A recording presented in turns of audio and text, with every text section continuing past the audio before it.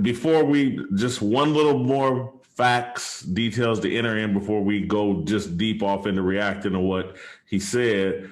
Uh, I, when I worked at Fox Sports, had Steven Jackson and Matt Barnes on my television show.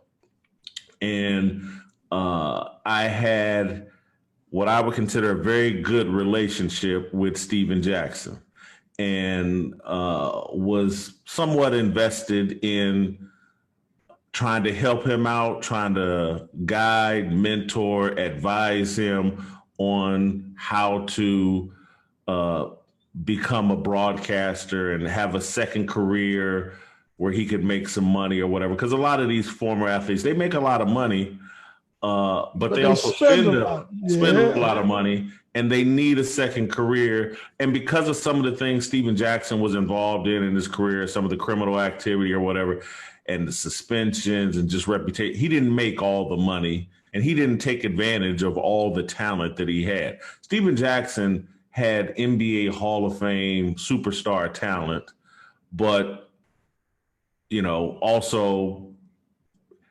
is had a little wanted to be a gangbanger or have that reputation, and just didn't take care. He didn't max out his NBA career, although it was successful. He didn't max it out, make all the money he could. And these guys take on responsibilities, kids, ex-wives, blah blah blah, family, and so I was interested in helping Steven Jackson out. Welcomed him onto our show and gave him some advice. We went out to dinner, and I like Steven Jackson. I really do. I can say that authentically. I think his heart is in the right place. His actions a lot of times are not. Matt Barnes was a guy that I had no problems with, had him on the show. We were, not tight like me and Steven Jackson, but we got along fine. Once they elevated and Matt Barnes talked Showtime into backing this podcast and they went on their own, Matt Barnes has become a vocal critic of mine. And Matt Barnes is a Kobe groupie, and it's funny. When Kobe was a player, I was a Kobe critic. The rape allegations, the way he went at Karl Malone. This is some just old stuff, and just Kobe's mimicking of Jordan and his beef with Shaq.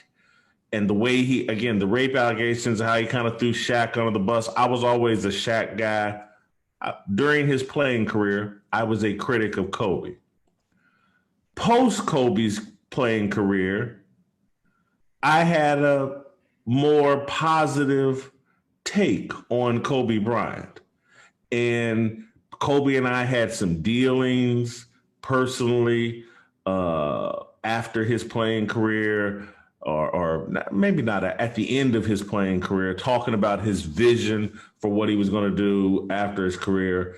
And so literally, Curtis, again, because I was known as a Kobe critic. I criticized Kobe on his last game when he scored 60 points. And I went on a infamous rant. I didn't like that he shot the ball, was gunning, blah, blah, blah.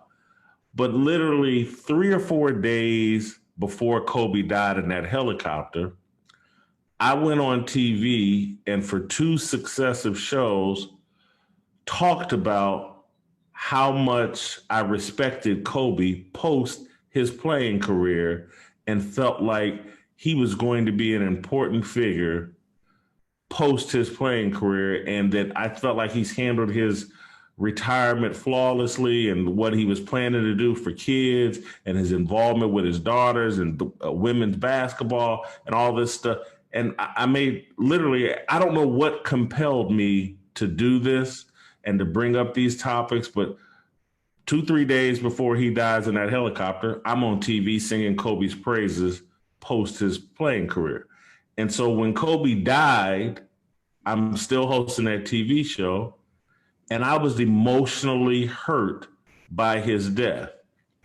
And I talked about that on the TV show because I thought this guy, and I just said it the week before, this guy's got great promise to be very important. But people used that show, which was an excellent show and was a powerful show, the day Kobe died. Whitlock's a hypocrite. He always criticized Kobe, and now he's on TV acting like he cares about Kobe.